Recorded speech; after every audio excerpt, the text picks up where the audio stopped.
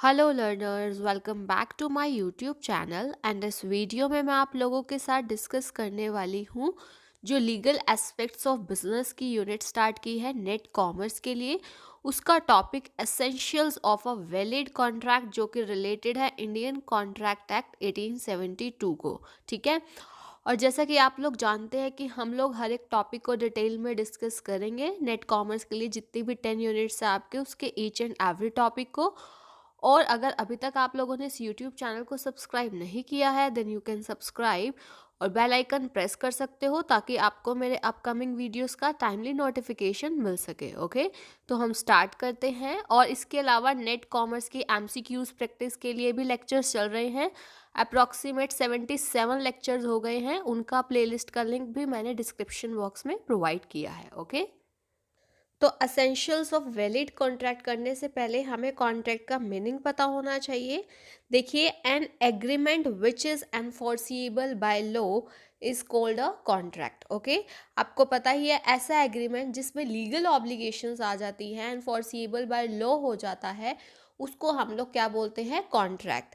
लेकिन दो टर्म्स होती हैं कि एग्रीमेंट एंड कॉन्ट्रैक्ट, जो कि हम यूज़ करते हैं, लेकिन टेक्निकली दोनों में डिफरेंस है। और आप लोगों से इससे रिलेटेड क्वेश्चन में पूछा जा सकता है, तो आपने कोई भी चीज़ स्किप नहीं करनी है। तो हम देखते हैं एग्रीमेंट और कॉन्ट्रैक्ट में क्या डिफरेंस है। देखिए, सबसे पहले तो सेक्शन की अगर हम बात करें, ध्यान रखना है कॉन्ट्रैक्ट का सेक्शन है दिस वन 2H और एग्रीमेंट का है 2E। ठीक है, तो आपको सेक्शन पता होना चाहिए। डेफिनेशन देखिए, कॉन्ट्रैक्ट एक एग्रीमेंट है that is enforceable by law. और आपको पता है एग्रीमेंट की डेफिनेशन क्या बताई गई है इंडियन कॉन्ट्रैक्ट एक्ट 1872 में? एवरी प्रॉमिस और every set of promises forming consideration for each other is called agreement. ठीक है, जैसे आपको पता है प्रपोजल होता है, फिर उसका एक्सेप्टेंस होता है, फिर कॉन्सिडरेशन डिसाइड किया जाता है, तो ये हमारा क्या कहलाता है? एग्रीमेंट। उसके बाद एनफोर्सिएबिलिटी। देखो, हर कॉन्ट्रैक्ट एनफोर्सिएबल होता है, आपको पता होगा, क्योंकि जब वो एग्रीमेंट एनफोर्सिएबल बाय लॉ हो जाता है तभी तो कॉन्ट्रैक्ट बनता है। लेकिन जो एग्रीमेंट है, every promise is not enforceable. ये आप ध्यान रखना, every promise is not enforceable.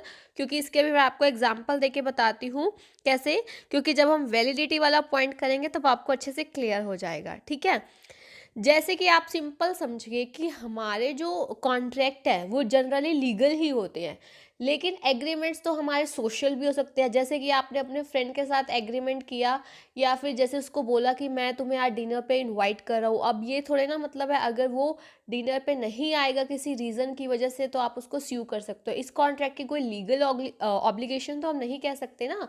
तो एग्रीमेंट्स मॉरल हो सकते हैं, सोशल हो सकते हैं, बट कॉन्ट्रैक्ट में लीगल एनफोर्सिएबिलिटी होती है। ये चीज़ आप लोगों ने ध्यान रखनी है। ओके, उसके बाद इंटर रिलेशनशिप। देखो, कॉन्ट्रैक्ट में एग्रीमेंट होता ही होता है, क्योंकि एग्रीमेंट जब एनफोर्सिबल बाय लॉ हो जाता है तो वो कॉन्ट्रैक्ट बन जाता है। तो ये तो बिल्कुल बेसिक है, a contract includes an agreement. Okay, उसके बाद अगर हम एग्रीमेंट बात करें, तो agreement does not include a contract. ऐसा नहीं होता है, क्योंकि अभी आपको मीनिंग बताया, agreement does not include a contract. बिल्कुल सही है। उसके बाद अगर हम बात करें स्कोप की, देखो स्कोप जो है हमारा कॉन्ट्रैक्ट का लिमिटेड क्यों है? क्योंकि इसमें जनरली हमारे कमर्शियल या फिर जो लीगल लीगल एग्रीमेंट्स है वो आते हैं, जबकि एग्रीमेंट में आपका क्या आता है? सोशल भी आते हैं, मॉरल एग्रीमेंट्स भी आते हैं, कमर्शियल एग्रीमेंट्स भी आते हैं। आप ध्यान रखना, स्कोप किसका वाइडर है? एग्रीमेंट का, क्योंकि एग्रीमेंट मॉरल, सोशल, कमर्शियल हो सकते हैं, बट कॉन्ट्रैक्ट हमेशा लीगल एनफोर्सिबल बाय लॉ ही होते हैं। Validity, only legal agreements are called contracts.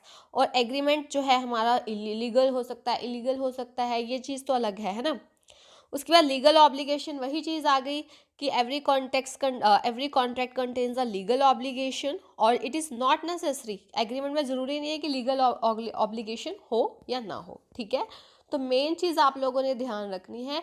और एग्रीमेंट किस पे बेस्ड होता है? प्रपोजल और उसके एक्सेप्टेंस पे। और कॉन्ट्रैक्ट किस पे बेस्ड होता है? एग्रीमेंट पे। ओके, तो ये बेसिक डिफरेंस थे जो आपको टेक्निकली पता होने ज़रूरी हैं आपके कॉमर्स के पॉइंट ऑफ व्यू से। ओके, तो अब हम आगे करते हैं essentials of a valid contract. Okay, तो सबसे पहला हमारा एसेंशियल क्या है एक कॉन्ट्रैक्ट के वैलिड होने के लिए? सबसे पहला है ऑफर एंड एक्सेप्टेंस। देखो, एक वैलिड कॉन्ट्रैक्ट में आपको पता है 2 या उससे ज़्यादा पार्टीज़ होंगी, ऑब्वियस है, एक पर्सन अपने आप से एग्रीमेंट नहीं कर सकता, ठीक है?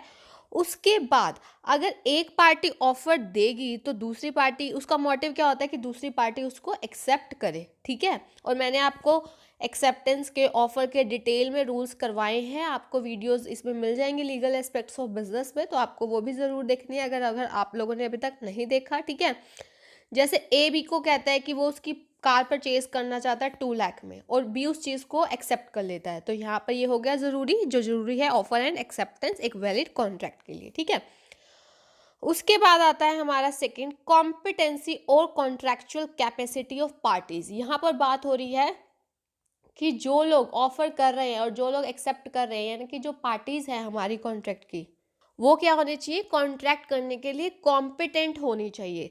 तो सबसे पहले आप लोगों ने इसके जो बोल रही हूँ साथ के साथ नोट्स जरूर बनाने हैं, बाकी कॉन्ट्रैक्चुअल कैपेसिटी इन सभी को हम बहुत डिटेल में भी डिस्कस करेंगे, लेकिन अभी भी आपको पता होना चाहिए कि एक तो पर्सन मेजर होना चाहिए। मेजर यानी कि उसने 18 ईयर्स की एज अटेन कर ली हो, ये होना चाहिए ज़रूरी, ठीक है? और वो साउंड माइंड का होना चाहिए। कैसा होना चाहिए? साउंड माइंड का। अगर कोई पर्सन टेम्पररी टेम्पररी भी अनसाउंड माइंड का हो जाता है तो उस टाइम पे वो कॉन्ट्रैक्ट नहीं कर सकता, एक ये चीज़ ध्यान रखनी है, ठीक है? उसके बाद अगर एक और बात करें कि वो कोई डिसक्वालीफाइड ना किया गया हो बाय लॉ, ठीक है? मतलब डिसक्वालीफाइड उसको ना किया गया हो बाय लॉ, जिससे जिससे रिलेटेड उससे कॉन्ट्रैक्ट करना है। तो ये 3 चीज़ें ध्यान रखनी है, एक तो साउंड माइंड का होना चाहिए, मेजर होना चाहिए, और डिसक्वालीफाइड बाय लॉ नहीं होना चाहिए, ठीक है? तो ये चीज़ें आप लोगों ने ध्यान रखनी है। इसके अलावा जैसे जिस कंट्री के साथ हमारी जैसे वॉर हो जाता है, वहाँ के लोगों के साथ हम लोग कॉन्ट्रैक्ट नहीं कर सकते हैं, बैंकरप्ट्स हो गए, है ना, दिवालिया जैसे हो जाते हैं, कई लोग जेल जाते हैं, इम्प्रिजनमेंट।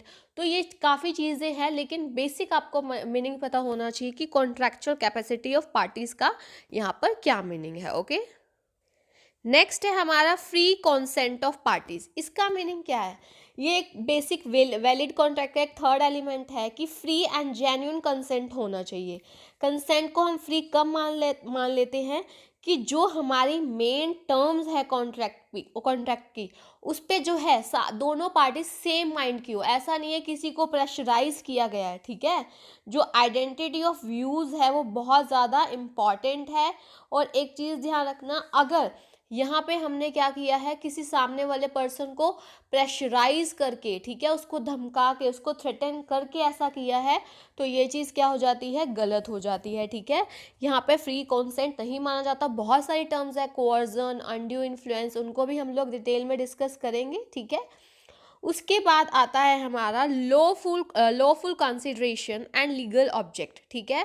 अब एक और एलिमेंट ज़रूरी क्या है, जो कंसिडरेशन है वो क्या होना चाहिए, लॉफुल होना चाहिए।